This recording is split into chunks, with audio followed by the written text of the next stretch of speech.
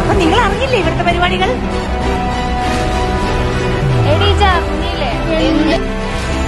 സമയമില്ല.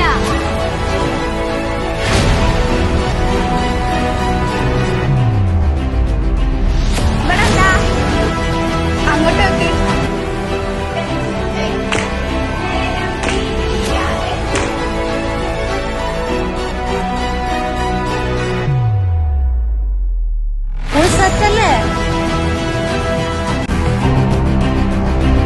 മക്കളെ റെഡിയല്ലേ? എന്തേ? ഇപ്പോൾ നമുക്ക് 3-ാം തീയതി കാണാം. എന്താ ടൈമായി.